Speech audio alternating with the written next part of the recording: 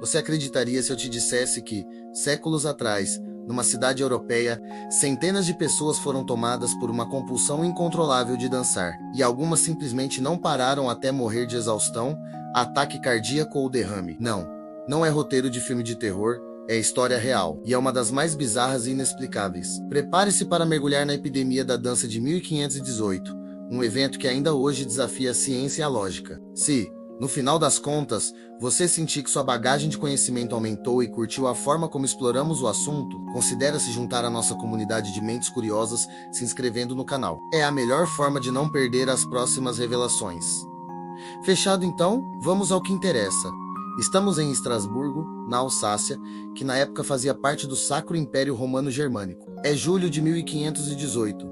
A cidade, como boa parte da Europa, enfrentava tempos difíceis. Pobreza, doenças, colheitas ruins e tensões sociais. O cenário era de estresse e incerteza generalizados. E aí, no dia 14 de julho, uma mulher chamada Frau Trofeia saiu de casa e começou a dançar, no meio da rua, sozinha, e ela não parava. Dançou por horas, depois por dias, sem música, sem descanso aparente, em um transe frenético. Imagina a cena, uma mulher dançando sem parar no meio da rua, ignorando tudo ao redor. Nos primeiros dias, curiosos e vizinhos devem ter parado para olhar, talvez rindo, talvez preocupados, mas ela continuou. O que começou com Frau Trofeia rapidamente tomou proporções assustadoras. Em poucos dias, mais pessoas se juntaram a ela. 1, 2, 10, 20. Em menos de um mês, estima-se que algo entre 50 e 400 pessoas estavam tomadas pela mesma compulsão incontrolável. Elas dançavam nas ruas, nas praças, até caírem de exaustão. Não era uma dança alegre ou voluntária. Relatos da época, como os encontrados nos anais da cidade de Estrasburgo e escritos por cronistas e médicos que testemunharam os eventos, descrevem pessoas contorcendo-se, tremendo, gritando de dor e exaustão. Elas dançavam até que seus pés sangrassem, seus corpos ficassem cobertos de bolhas e sua energia simplesmente acabasse. O ritmo era alucinante, ininterrupto. As autoridades da cidade, confrontadas com esse fenômeno bizarro e crescente, estavam perdidas. Inicialmente, elas consultaram médicos e teólogos. A conclusão? Não era possessão demoníaca, menos o que era explicação padrão para muitas aflições na Idade Média. Era, eles disseram, uma doença natural causada por sangue quente no cérebro. E qual foi o tratamento proposto por esses doutores? Acredite se quiser, incentivar a dança.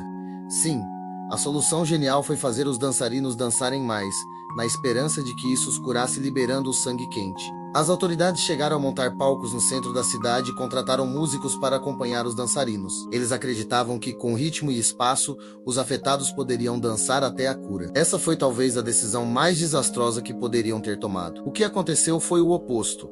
A música e a visibilidade atraíram ainda mais pessoas e intensificaram o frenesi. A epidemia se espalhou mais rápido e ficou mais mortal.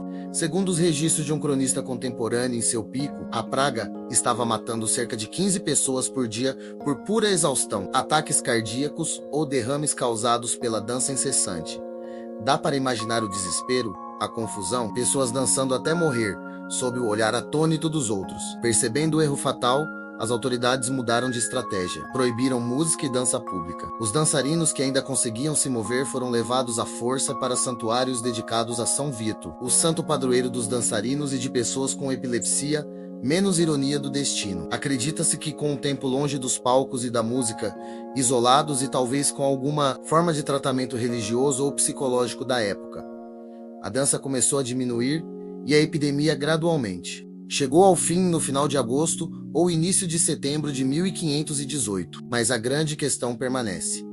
O que diabos foi isso? Séculos depois, historiadores, médicos e cientistas ainda debatem as causas dessa epidemia bizarra. Uma das teorias mais populares, especialmente no passado, era o ergotismo. O ergot é um fungo que cresce em grãos de centeio úmidos, comuns na dieta da época. A ingestão desse fungo pode causar uma condição conhecida como fogo de Santo Antão, que provoca alucinações, convulsões, espasmos musculares e, em casos extremos, gangrena. Poderia o ergot ter causado um delírio que levasse as pessoas a dançar descontroladamente? Embora os sintomas do ergotismo possam incluir movimentos involuntários, a dança organizada e contínua que durava dias ou semanas não se encaixa perfeitamente nos sintomas típicos do ergotismo severo, que geralmente inclui outros problemas neurológicos e circulatórios graves. Além disso, o fungo afetaria principalmente quem comesse o pão contaminado, não necessariamente se espalhando como uma dança contagiosa. A explicação mais aceita hoje em dia, explorada a fundo por historiadores como John Waller em seu livro A Time to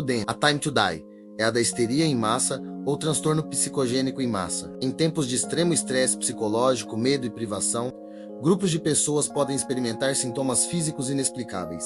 Acredita-se que o desespero causado pela fome, doenças e tensões sociais de 1518 criou um ambiente psicológico fértil para um surto dessa natureza.